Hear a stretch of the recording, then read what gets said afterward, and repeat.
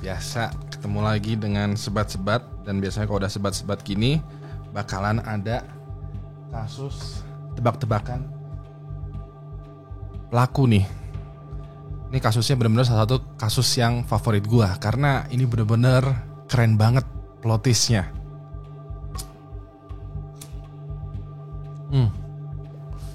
Asli, ini benar-benar keren banget. Lu mesti tonton video ini sampai habis. Jadi ada sebuah cinta segitiga yang berakhir dengan tragis dengan satu plot twist yang bener-bener gak bakalan lo kira. Seperti biasa di channel Ewing HD, di modelan video seperti ini, gua mau lo coba tebak siapa pelakunya. Gini ceritanya.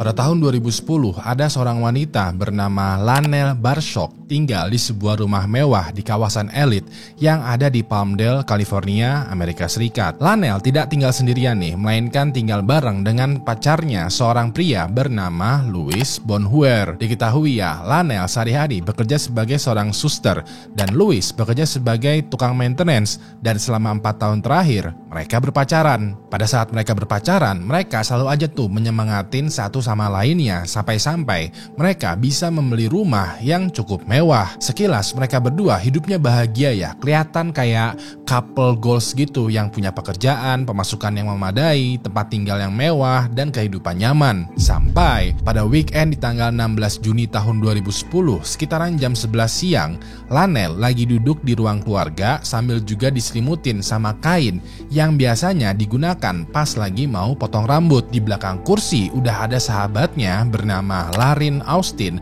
lagi mengotak-atik rambutnya Lanelle. Diketahui ya, Larin sehari-hari bekerja sebagai hairdresser atau penata rambut panggilan, dan mereka berdua udah bersahabat semenjak 10 tahun terakhir. Nah, dikarenakan mereka bersahabat ya, ketika lagi santai, Lanelle itu sering manggil Larin ke rumahnya untuk hairdo, untuk perawatan rambut atau juga salon-salonan. Pas lagi ngotak-ngatik rambut sambil juga ngobrol ngerumpi gitulah ya, tiba-tiba aja Louis muncul. Pas ini Louis mukanya udah jutek banget, kayak menahan amarah yang luar biasa, sambil juga menunjukkan handphone ke Lanelle. Lanelle dan Larin terdiam bingung dong melihat Louis yang mukanya merah nih kayak mau meledak. Di momen ini Louis bertanya dengan nada tegas, "Maksud kamu apa?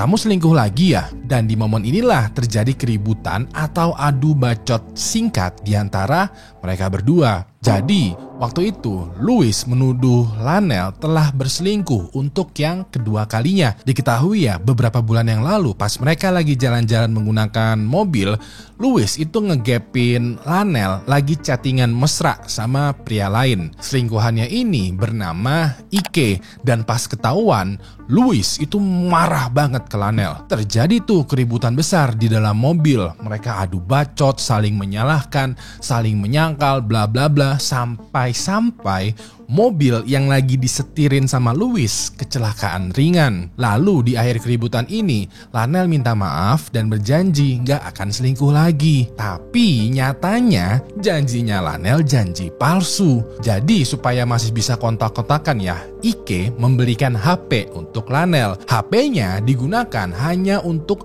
hubungan gelap mereka berdua aja. Apesnya adalah HP-nya ini ujung-ujungnya ketahuan sama Louis, dan ya udah deh, Louis kayak menunjukkan HP-nya tuh ke Lanelle meminta penjelasan. Nah, pas ditunjukin, Lanelle refleks gitulah ya, mengambil handphone dari tangannya Louis yang lagi ngomel-ngomel minta kejelasan perihal perselingkuhan. Lanelle yang kegap selingkuh lagi diomelin juga sama Louis di hadapan sahabatnya pula. Itu langsung mengajak atau menarik paksa Larin untuk pergi keluar dari rumah. Lanelle jelas-jelas lagi menghindari keributan dengan Louis, kabur sambil bilang, "Udahlah, kita pergi aja dari sini, pusing gue." Di perjalanan, di dalam mobil, Lanelle nangis dan curhat kepada Larin. Lanelle waktu itu cerita kalau Louis sebenarnya adalah pria yang penyayang, tapi sifatnya itu dominan dan juga posesif banget. Menurut Lanelle, Louis itu sifatnya suka ngatur, mulai dari tabungan, masa depan, rumah, cicilan,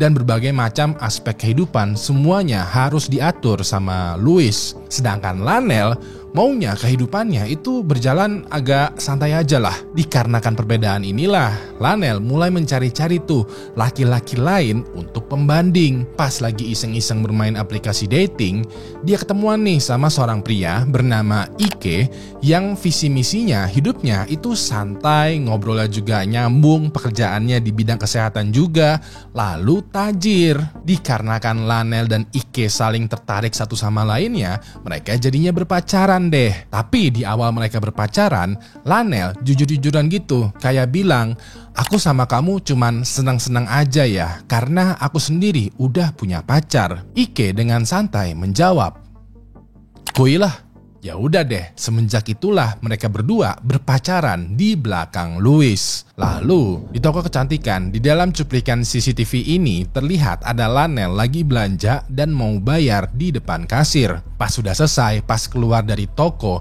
ternyata Louis itu udah ada di parkiran nungguin Lanel. Louis waktu itu bilang dengan nada tegas, "Ada yang mesti kita omongin." Pas ini Lanel kayak jalan aja gitu, mengabaikan Louis yang lagi melotot dan langsung masuk ke dalam mobilnya. Begitu di dalam mobil, Lanel untuk yang kedua kalinya ya, kabur dari masalah dan langsung jalan lagi nih ya, OTW pergi kabur keliling entah kemana naik mobil bersama dengan Larin. Di perjalanan, Larin sebagai sahabat yang baik itu bilang, "Kayaknya lo mesti segera ngomong serius deh sama Louis." Larin juga ikutan curhat dan bilang kalau posisi dia itu sekarang aneh banget karena walaupun dia bersahabat dengan Lanel, dia juga temenan sama Louis. Bahkan ya diketahui juga Louis itu bersahabat sama pacarnya Larin yang kita sebut saja sebagai Fulan. Jadi kalau gua gambarkan secara singkat ya, ada dua pasangan nih. Yang pertama adalah Lanel dan Louis, lalu yang kedua adalah Larin dan Fulan. Kedua pasangan ini saling berteman, bahkan juga saling bersahabat. Nah, hubungan mereka semua itu baik-baik aja, adem anyem aja, sampai Lanel selingkuh dengan seorang pria bernama Ike. Jadinya gara-gara Lanel selingkuh sama Ike, hubungan mereka berempat itu menjadi awkward. Ya udah deh, setelah curhat-curhatan lagi, Lanel akhirnya setuju tuh untuk pulang, ngobrol dengan Louis dan mengakhiri hubungan mereka untuk selamanya. Di sisi lain, Larin waktu itu minta di drop aja di taman yang lokasinya nggak jauh dari rumahnya Lanel. Larin bilang kalau dia bakalan nungguin di taman tersebut karena nggak mau ikut campur urusan percintaannya Lanel yang ngejelimet ini. Dan kalau udah ada kabar sekiranya masalahnya ini udah selesai ya, baru deh Larin bakalan OTW jalan ke rumahnya Lanel. Nah, yang Louis, Lanel, dan Larin tidak ketahui adalah di beberapa momen selanjutnya ada satu orang yang selain hubungannya, hidupnya juga ikutan berakhir. Pada tanggal 16 Juni tahun 2010, masih di hari yang sama, sekitaran jam 6.45 sore, Larin masih menunggu di taman. Waktu itu dia udah nungguin di taman sekitaran 3-4 jam dan masih belum ada juga tuh kabar atau telepon dari Lanel. Larin merasa heran, bingung, dan kepikiran. Lanel dan Louis masih ribut-ribut kah? Kok sampai larut sore begini gak ada kabarnya? Dikarenakan kepo, Larin jalan tuh OTW menuju ke rumahnya Lanel. Sesampainya di sana, Larin coba nih ketok-ketok pintu rumahnya Lanel. Anehnya tidak ada jawaban sama sekali, entah itu dari Lanel ataupun juga Louis. Lebih aneh lagi adalah Larin coba buka tuh pintunya dan ternyata pintu depannya itu tidak terkunci. Larin coba jalan nih pelan-pelan dan dia notice kalau sekarang rumahnya itu gelap, lampunya nggak nyala dan gak ada suara sama sekali. Larin merasa aneh karena kalau emang lagi gak ada orang di rumah, kenapa pintu depannya gak dikunci? Dan kalaupun ada orang di dalam rumah, kenapa lampunya gak dinyalain? Larin keliling rumah tuh sambil juga manggil-manggil Lanel ataupun juga Louis. Pas ini, Larin sampai di ruangan laundry, ruangan tempat buat cuci baju. Pas itu dia ngelihat ada handuk, kain, spray yang berantakan dan juga banyak banget noda hitam. hitam. Larin agak bingung ya, ini noda apa? Kok hitam bercak begini? Mana gelap banget lampu rumahnya. Nah, dari ruangan laundry, dia jalan lagi ke sebuah pintu menuju ke garasi. Pas baru 1 atau 2 langkah, tiba-tiba aja Larin itu menginjak sesuatu yang ngebuat dia kepleset, jatuh gedubrak ke lantai. Pas dia cek, ternyata dia nginjek selembar plastik di lantai yang ada semacam cairan berwarna hitam. Larin coba pegang tuh cairan hitam ini. Ini air apaan ya? Datang dari mana ya? Kok licin basah tapi agak kental gitu? Apa jangan-jangan ini oli mobil? Larin coba ikutin tuh basahan oli ini dan ternyata berujung ke belakang bagasi mobil. Dan pas Larin menoleh ke belakang bagasi mobil, ternyata isinya adalah plastik atau selimut yang di ujungnya ada sepasang kaki manusia. Gak lama kemudian, Larin langsung lari keluar rumah, panik dan OTW menuju ke kantor polisi terdekat. Pas lagi lari ini, pas badannya terkena lampu jalanan, dia baru ngeh kalau cairan yang ngebuat dia kepleset dan juga yang ada di bajunya itu bukanlah oli, melainkan darah. Larin semakin panik dong dan berteriak tuh minta tolong. Pokoknya dia histeris sendiri. Sesampainya di kantor polisi, dia langsung bilang tuh dengan nada pelepotan atau nafas ngos-ngosan kalau dia nemuin mayat di garasi rumah temannya. Gak tahu itu siapa. Pokoknya polisi mesti datang segera tolong. Wah, gak tau lah mesti ngapain. Beberapa momen selanjutnya, polisi udah berkumpul tuh di rumahnya Lanel dan langsung mengolah TKP. Waktu itu, detektif yang tiba di TKP dan juga menginvestigasi kasus ini bernama Detektif Bob Kenny dan Joe Espino. Nah, kalau diurut dari pintu depan sampai ke garasi, berikut adalah petunjuk yang mereka temukan. Pertama, gak ada satupun tanda-tanda pintu atau jendela di rumahnya Lanel yang dibuka secara paksa. Dan rumahnya waktu itu masih dalam keadaan lampunya tidak menyala. Kedua, ada banyak kain, entah itu spray, handuk dan juga plastik bernodakan darah, berceceran atau berantakan di ruangan laundry. Seakan-akan ada orang mencari kain, ngeberantakin keranjang baju lalu tidak diberesin lagi. Ketiga, di lantai ruang keluarga itu seakan-akan ada space kosong yang terlihat tidak natural. Terlebih lagi, karpet dan juga lantainya seakan-akan terlalu bersih, kayak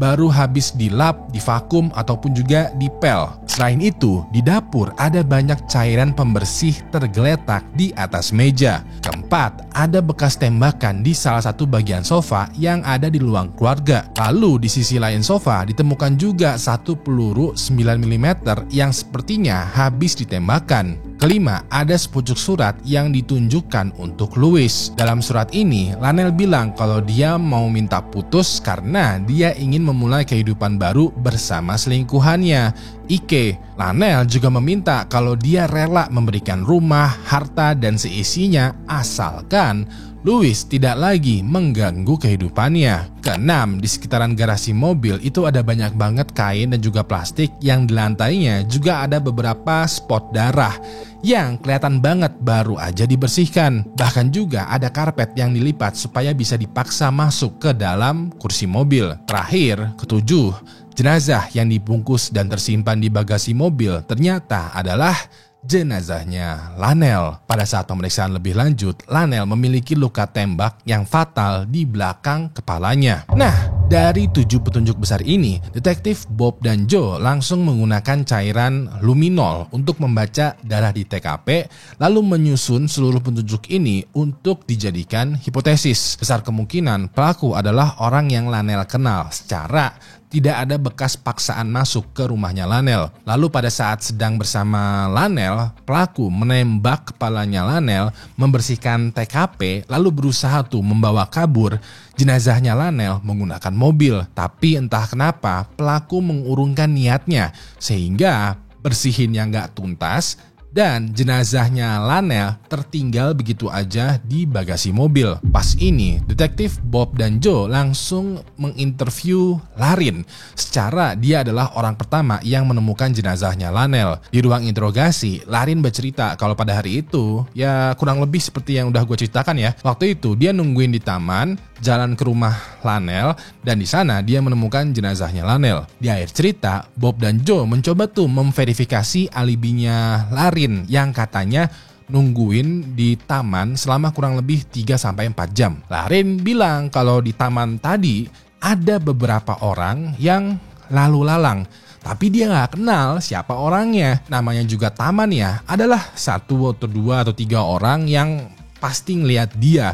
Tapi kalau Larin mesti namain orangnya siapa, Larin nggak tahu. Wong namanya juga taman tempat umum lah. Intinya Larin memastikan kalau dia punya alibi. Hanya saja dia nggak bisa dengan persis menunjuk satu orang untuk menjadi saksinya karena dia nggak kenal dengan orang-orang yang ada di taman. Lalu orang kedua yang dimintai keterangan sama detektif Bob dan Joe adalah Louis, pacarnya Lanel. Pada saat masuk ke ruang interogasi, Bob dan Joe itu nggak langsung bilang kalau Lanel telah dihabisin. Enggak, mereka hanya bilang kalau mereka butuh keterangan dari Louis. Pas ini, Bob dan Joe membuka dengan pertanyaan, bagaimana hubungan kamu dengan Lanel? Louis, surprise, bilang kalau hubungan dia dengan Lanel itu baik-baik aja. Selama 4 tahun terakhir, mereka hidup bahagia kok. Bob dan Joe membaca nih kebohongan yang keluar dari mulutnya Louis. Mereka pun langsung tuh ya mengeluarkan beberapa laporan tentang Louis dan Lanel. Dalam laporan ini tercatat kalau Lanel sering mengadu ke polisi perihal perilakunya Lanel yang KDRT. Cuman laporannya ini agak ngejelimet. Karena dibilang KDRT juga bukan, tapi dibilang KDRT iya juga ya. Kalau gue boleh jelaskan secara singkat nih ya. Jadi inti dari laporannya Lanel adalah Louis itu kayak marah-marah gitu ke Lanel sampai-sampai dia nelpon polisi untuk membela dirinya. Pas polisi datang, pas polisi mendengar cerita dari sisinya Louis, dia bilang kalau dia marah-marah karena Lanel selingkuh dengan pria lain. Wajar dong kalau Louis marah-marah. Walaupun begitu, Louis bersaksi kalau dia tuh tidak pernah menyakitin Lanel secara fisik. Palingan juga secara verbal aja lah gitu. Tapi namanya juga orang yang diselingkuhin, Louis mewajarin marah-marahnya dia. Polisi jadinya agak bingung menanggapin laporan ini karena di satu sisi Lanel dimarah-marahin, dibentak-bentak sama Louis. Tapi di satu sisi lain, Louis marah-marah, bentak-bentak karena diselingkuhin. Nah, di ruang interogasi, Louis merevisi lagi tuh keterangannya. Dia bilang kalau hubungannya dia dengan Lanel memang tidak sempurna. Tapi mau gimana lagi? Masa iya dia mau diem aja gak marah ketika dia diselingkuhin? Louis pun bercerita kalau dia sebenarnya sayang sama Lanel. Tapi entah kenapa ya, Lanel selalu aja selingkuh sama pria lain bernama Ike. Pas pertama kali ketahuan, Lanel berjanji tuh gak bakalan selingkuh lagi. Tapi ujung-ujungnya dia malah selingkuh lagi. Ya udah deh, pada hari itu Louis sempat tuh ngelabrak Lanel yang ketahuan selingkuh. Dia sempat marah-marah sambil juga nunjukin HP bukti selingkuhannya, tapi ujung-ujungnya pengen ngomong baik-baik lah. Nah, perkiraannya Louis adalah dia dipanggil untuk dimintai keterangan oleh detektif Bob dan Joe karena untuk yang sekian kalinya, Lanel meminta pembelaan dari polisi. Di momen inilah, detektif Bob dan Joe bilang kalau Louis dipanggil ke polisi bukan atas permintaannya Lanel, melainkan karena Lanel dihabisin, ditembak oleh seseorang. Mendengar hal ini, Louis langsung kaget, menangis, kayak nggak percaya gitu. Dia malah ingin ketemu langsung, ngeliat langsung dengan Lanel. Louis juga bilang berkali-kali kalau bukan dia pelakunya, bukan gue yang nembak dia. Detektif Bob dan Joe lalu meminta tuh alibinya Louis. Louis waktu itu bilang terakhir kali dia melihat Lanel pas dia lagi baru keluar dari toko kecantikan. Dia waktu itu ingin ngomong baik-baik sama Lanel, tapi Lanel malah mengabaikan dia dan kabur begitu aja menggunakan mobilnya. Setelah itu, dikarenakan merasa Lanel kayaknya masih panas kepalanya, Louis mampir nih ke bengkel pacarnya Larin, ke bengkelnya Fulan. Di sana dia modif-modif dikit mobilnya, mampir juga ke toko otomotif, lalu balik lagi ke bengkel. Pokoknya sibuk sendirilah sama Fulan, gitu-gituin mobilnya. Sehabis main-main dengan mobil, Louis langsung OTW nih menuju ke rumah orang tuanya Lanel untuk tidur di sana. Kebetulan Louis udah kenal dekat dengan ibunya Lanel dan tempat kerjanya itu juga dekat dengan rumah ibunya Lanel. Jadinya kalau Louis besoknya mau kerja atau ribut sama Lanel, dia tidak tidur di rumah, tapi numpang tidur di rumah ibunya Lanel. Lalu Orang ketiga yang dimintai keterangan adalah selingkuhannya Lanel yang bernama Ike. Pada saat di ruang interogasi, Detektif Bob dan Joe lagi-lagi tidak bilang kalau Lanel udah meninggal karena dihabisi seseorang. Kedua detektif ini membuka sesi interview dengan pertanyaan umum kayak, apa hubungan lo dengan Lanel? Ike terang-terangan menjawab kalau dia berpacaran dengan Lanel. Dia adalah selingkuhannya Lanel. Dia pun juga bilang kalau dia sempat ngasih handphone ke Lanel supaya bisa berkomunikasi. Ike juga bercerita kalau alasan dia menjadi selingkuhannya Lanel karena pengen having fun aja. Lagi pula, menurut ceritanya Lanel ya, Louis adalah pria yang menakutkan. Pas ini, Ike sempat nanya balik.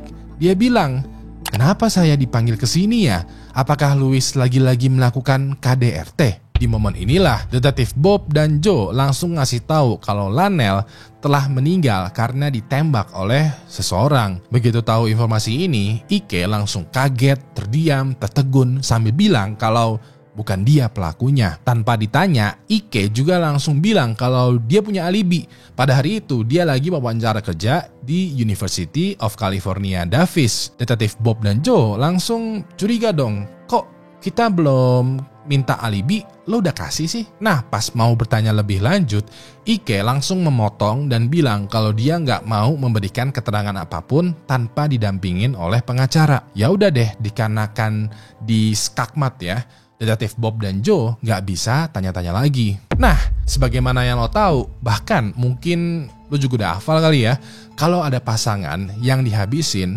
besar kemungkinan pelakunya adalah pasangannya. Kebetulan, Lanel diketahui punya 2 orang pasangan nih, yaitu pacarnya, Louis, dan selingkuhannya, Ike. Pas ini polisi mereview kembali tuh alibi, bukti, kesaksian, data di handphone, dan juga cuplikan CCTV, lalu juga jejak sinyal handphone. Pokoknya semuanya, senjata, peluru, semuanya direview kembali. Singkat cerita, setelah 4 bulan menganalisa seluruh informasi atau petunjuk ini, detektif menemukan ada 1 orang yang berbohong. Detektif coba susun lagi nih kebohongannya, coba melihat udang yang ada di balik batu, dan pas kelihatan, ketahuan sudah pelakunya. Sekarang pertanyaannya, lo tahu nggak siapa pelakunya?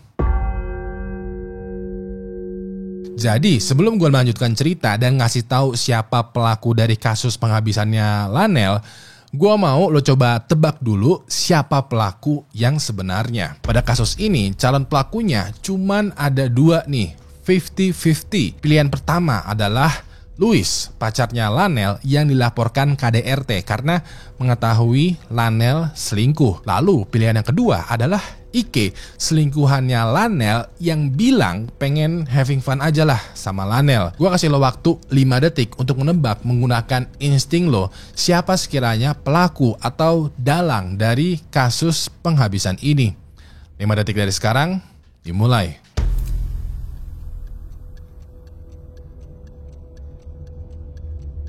Udah, gue mau lo tahan betul jawaban lo karena berdasarkan kesaksian, investigasi, dan juga bukti-bukti, gue bakal menceritakan sekiranya apa yang sebenarnya terjadi. Jadi, pada tanggal 16 Juni tahun 2010, setelah ngedrop Larin di taman, Lanel OTW pergi menuju ke rumahnya sendirian. Begitu sampai rumah, Lanel kayak orang cemas, deg-degan, pengen marah, pengen nangis, galau perasaannya, campur aduk lah ya. Karena dia berantisipasi bakalan ngomong serius nih sama pacarnya. Gak lama kemudian, pelaku sampai di rumahnya Lanel. Pelaku yang ngelihat Lanel gusar gitulah ya, menanyakan kondisinya Lanel, perasaannya gimana, apa isi pikirannya, hatinya gimana, bla bla bla bla dan lain sebagainya, kayak berusaha menenangkan Lanel. Dan begitu Lanel udah agak tenang, begitu Lanel lagi duduk di sofa, pelaku ikutan duduk di sampingnya Lanel, diam-diam mengeluarkan pistolnya, dan dari jarak dekat pelaku menembak belakang kepalanya Lanel. Dengan seketika, Lanel langsung tewas di tempat. Pas ini, pelaku yang sadar kalau dia baru aja menembak Lanel langsung pergi ke ruangan laundry, mengambil plastik, selimut, kain, dan juga handuk yang lain sebagainya, lalu membungkus tuh jenazahnya Lanel. Pelaku lalu menuliskan atau memalsukan surat yang isinya Lanel bakalan memutuskan hubungannya dengan Louis karena dia ingin memulai kehidupan baru bersama Ike. Suratnya ini ditulis seakan-akan kayak Lanel ingin pergi menghilang begitulah sama Ike. Nah, supaya benar-benar menghilang, pelaku lalu menyeret jenazahnya Lanel ke garasi. Dia masukin ke dalam bagasi mobil dengan niatan ingin menyembunyikan jenazahnya Lanel di entah berantah. Tapi pas pelaku melihat jejak darahnya Lanel di sofa, karpet, dan lantai, pokoknya di rumah nih ya, pelaku nggak langsung pergi. Dia bongkar dapurnya Lanel, dia keluarin berbagai macam cairan pembersih, lalu dia mulai bersihin tuh lantai, karpet, dan seluruh jejaknya. Pas lagi sibuk bersihin ini, tiba-tiba aja HP-nya Lanel berbunyi. Ada notifikasi pesan masuk. Pelaku baca dong pesan masuknya ini dan langsung berfirasat kalau sebentar lagi nih ya, bakalan ada orang nih yang datang ke rumahnya Lanel. Pelaku mulai panik dong, karena dia langsung ketahuan nih kalau orangnya muncul. Dia mesti cari cara nih untuk segera kabur dari rumahnya Lanel. Ya udah deh, pelaku urungkan lagi niatnya dan langsung kabur aja dari rumahnya Lanel. Nah, kalau lo berpikiran pelakunya adalah selingkuhannya Lanel yang bernama Ike, well, sorry to say, bukan dia pelakunya. Pelaku dari kasus penghabisannya Lanel adalah pacarnya Lanel yang bernama, bener banget, Larin. Wow, plot twist kan? I know, lo pasti bingung, kayak bukannya Larin adalah sahabatnya Lanel, kok sekarang Larin berubah menjadi pacarnya? Kok malah jadi dia pelakunya juga nih? Sini, deketan. Gua ceritain lebih detail lagi. Jadi, pada saat detektif Bob dan Joe memeriksa alibinya Louis dan juga Ike, mereka punya hipotesis kalau salah satu di antara mereka ada yang berbohong. Ya udah deh, Bob dan Joe langsung gali tuh cuplikan CCTV-nya Louis dan juga kesaksiannya Ike yang bilang kalau dia lagi ngelamar kerja di momen Lanel sedang dihabisin. Hasilnya, mereka berdua memiliki alibi yang valid yang sangat tidak memungkinkan kalau mereka berdua adalah pelakunya. Pas ini, Bob dan Joe meminta keterangan tuh ke satu orang penting yang membuka tabir misteri, yaitu ibunya Lanel yang bernama Bobby. Pada saat tanya jawab ya, ibu Bobby bercerita kalau hubungannya Lanel dan Louis itu emang gak semanis di awal dan semakin lama semakin keruh karena Lanel juga selingkuh. Bisa dibilang ibu Bobby tahu kalau Lanel selingkuh sama Ike karena Louis yang ngadu pas dia lagi nginep di rumahnya ibu Bobby. Selanjutnya, detektif Bob dan Joe mengalihkan tuh obrolan dengan bertanya perihal Larin. Mereka kayak nanya, terus bagaimana hubungannya Lanel dengan Larin? Mereka kan katanya udah bersahabat 10 tahun lebih nih.